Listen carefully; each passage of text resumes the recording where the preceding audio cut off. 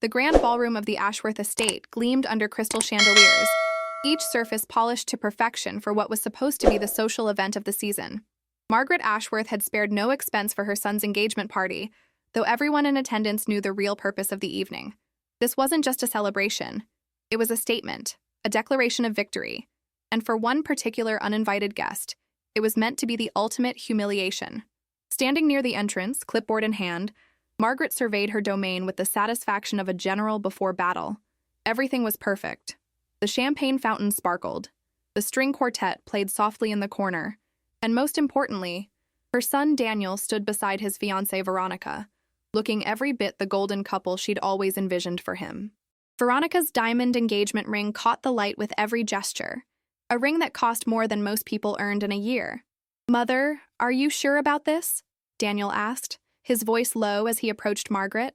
There was something in his eyes that might have been concern or perhaps guilt, though Margaret chose not to notice. "Of course I'm sure, darling," Margaret replied, adjusting his bow tie with practiced efficiency. "Elena needs to understand her place. She needs to see what real success looks like, what she could never provide for you. It's a kindness, really, helping her move on." Daniel's jaw tightened, but he said nothing. He'd learned long ago that arguing with his mother was an exercise in futility. Instead, he returned to Veronica's side, where she was entertaining a group of society friends with some story about their recent trip to the Maldives. What Margaret didn't know, what she couldn't have known, was that Elena Santos had received the invitation exactly as planned. The heavy cream cardstock, embossed with gold lettering, had arrived at her modest apartment 3 weeks prior. Margaret had even included a handwritten note. "I thought you might like to see how well Daniel is doing. No hard feelings, I hope." Elena had stared at that invitation for a long time, her hands trembling slightly as she held it. For a moment she'd considered throwing it away, or better yet, burning it. But then she'd looked down at the 3 sleeping faces in the converted living room that served as a nursery, and something hardened inside her. "Your grandmother wants to play games," she'd whispered to her sleeping children. "Let's show her what happens when you underestimate a mother's love." Now, 3 weeks later, Elena stood outside the Ashworth estate in a dress she'd saved for months to buy. It was elegant but simple, deep emerald green that complemented her dark hair and eyes. She'd lost most of the baby weight, though not all of it, and she wore it with a confidence that came from surviving what should have destroyed her. Behind her, her sister Maria emerged from the car, followed by their mother Carmen. Each woman carried a car seat, and in each car seat was a sleeping baby, barely 6 months old. 2 boys and a girl, identical expressions of peaceful sleep on their tiny faces. "Are you absolutely certain about this, mija?" Carmen asked, her voice filled with concern. "That woman is poison. You don't owe her anything." "I'm not doing this for her," Elena replied, her voice steady. "I'm doing this for my children. They deserve to know the truth about where they come from, even if their father doesn't want to acknowledge them." Maria snorted. "I still think we should have gone with my plan. It involved a lot more tequila and a lot less dignity." Despite herself, Elena smiled. "Your plan would have ended with us in jail." "But what a story it would have made," Maria countered. But she was smiling too. They approached the entrance together, 3 women and 3 babies, an army of their own making. The doorman's eyes widened when he saw them, and he fumbled with his guest list. "I'm sorry, ma'am, but I don't see your name." "Elena Santos," Elena said clearly. +3. "I received a personal invitation from Margaret Ashworth." The doorman paled. He'd been briefed, of course, told to expect a single, heartbroken woman who would slink in alone, perhaps cry a little and leave early. No one had mentioned babies, certainly not 3 of them. I'll need to check with Mrs. Ashworth," he stammered. "You do that," Elena said pleasantly. "We'll wait." Inside the ballroom, Margaret was holding court with a group of her friends, regaling them with carefully edited stories about Daniel's childhood when the doorman approached, leaning in to whisper urgently in her ear. The color drained from Margaret's face, then returned in an angry flush. "What do you mean, babies?" she hissed. "3 of them, ma'am. Infants. She says you invited her." Margaret's mind raced. This wasn't part of the plan. Elena was supposed to arrive alone, broken, defeated. She was supposed to see Daniel's happiness and shrink away in shame. Babies changed everything. "Send her away," Margaret commanded. "But ma'am, she has the invitation." "You did invite her." Margaret's eyes narrowed. She'd been outmaneuvered, and she knew it. But she was nothing if not adaptable.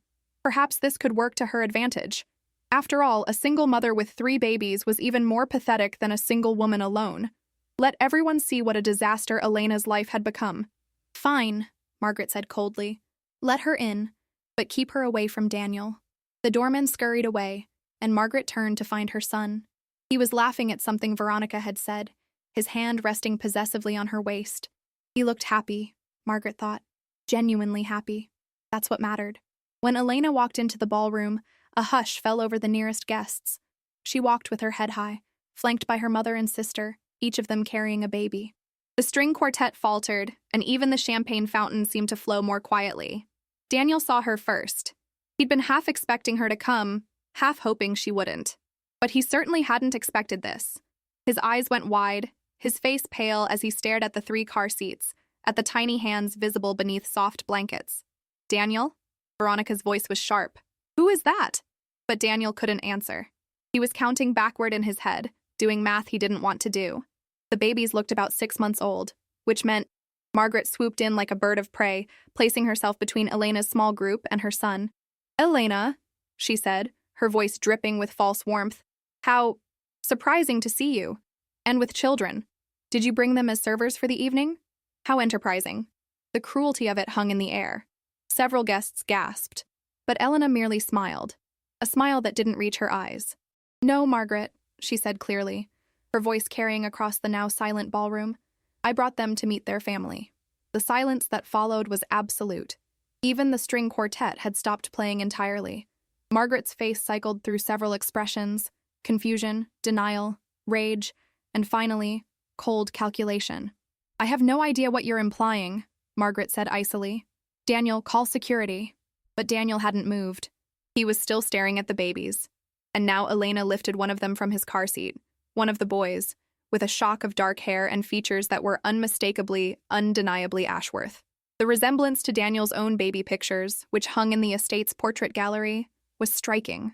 His name is Gabriel, Elena said softly, but her voice carried. After your grandfather, Daniel. This is Miguel, and this is Isabella. They're 17 weeks old. You left me 3 weeks after I told you I was pregnant. I found out I was having triplets at my 12-week scan. Alone. Veronica had gone rigid beside Daniel. Daniel? Her voice was dangerous now. What is she talking about? It's not... I didn't... Daniel stammered, but his eyes betrayed him. He'd known Elena was pregnant. He'd just chosen not to believe it was his problem. Margaret recovered first, her voice sharp as cut glass. This is absurd. You have no proof these children are related to my son. This is clearly some scheme. I have DNA test results, Elena interrupted calmly. She nodded to Maria, who pulled a folder from her bag. From a private laboratory.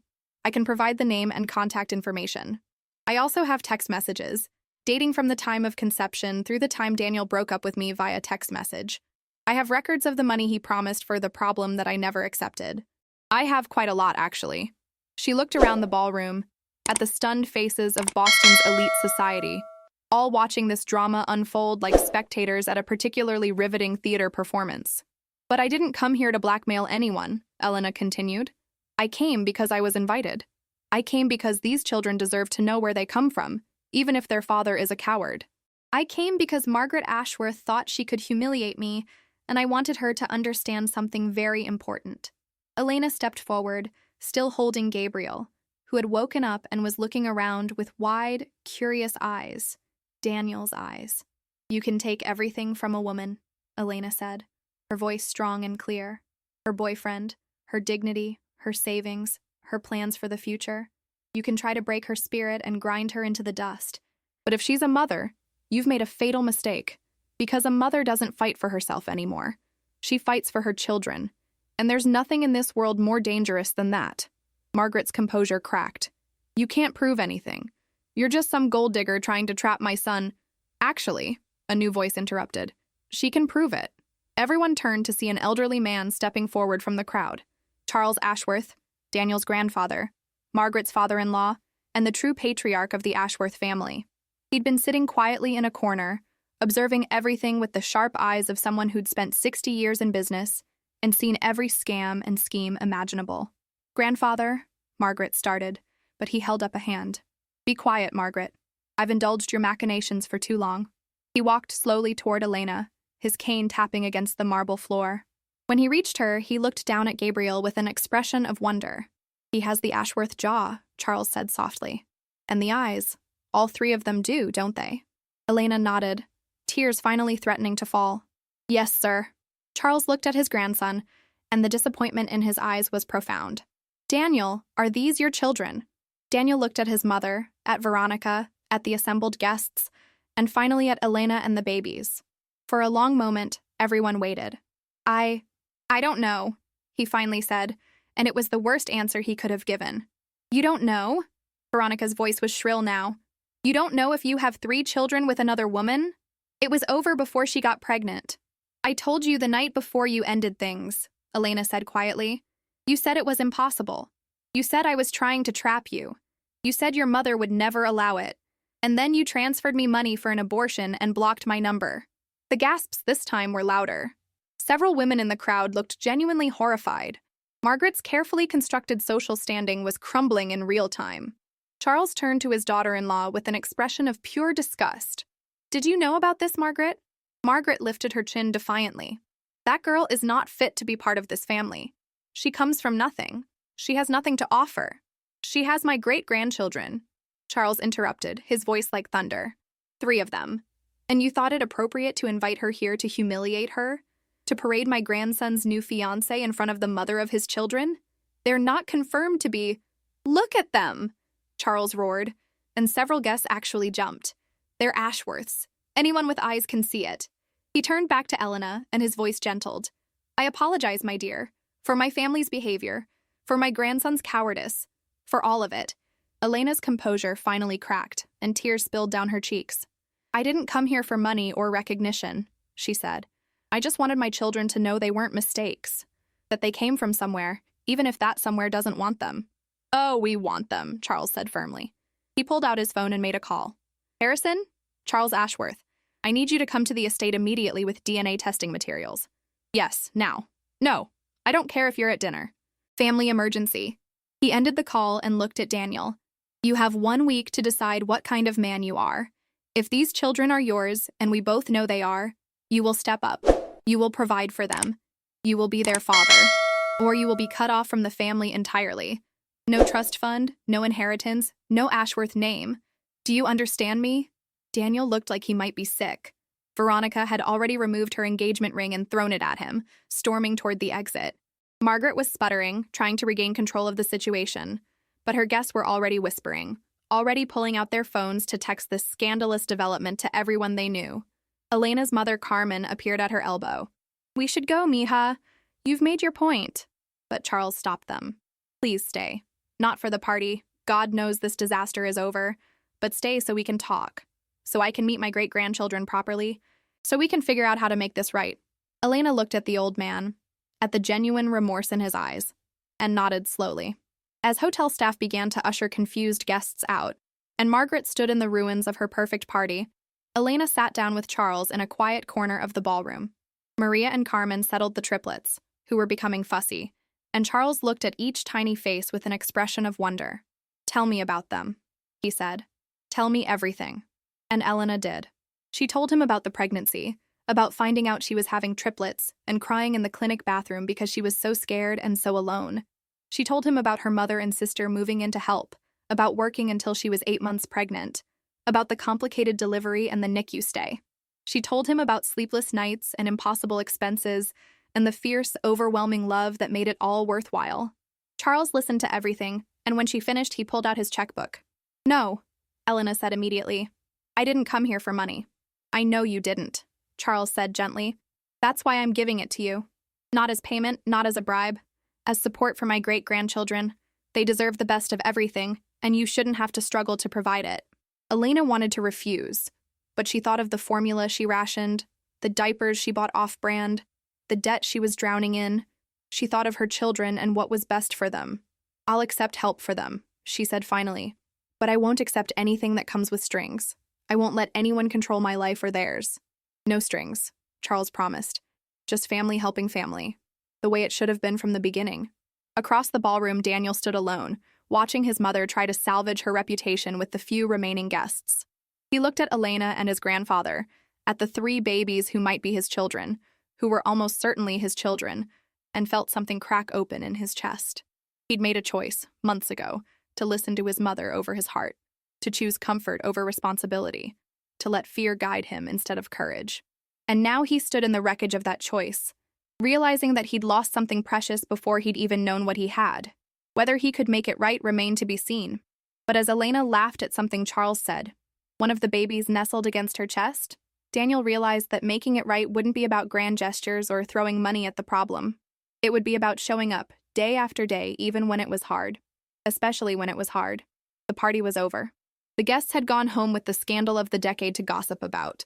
Margaret's perfect evening had ended in disaster. But in that quiet corner of the ballroom, as Charles Ashworth made funny faces at his great-grandchildren and Elena finally allowed herself to hope, something new was beginning. Revenge, Elena reflected, wasn't about destroying your enemies. It was about refusing to let them destroy you. It was about walking into their territory with your head high and your heart full, proving that their worst couldn't break your best. And as she looked at her 3 beautiful children, each of them a miracle she'd fought for alone, Elena knew she'd already won.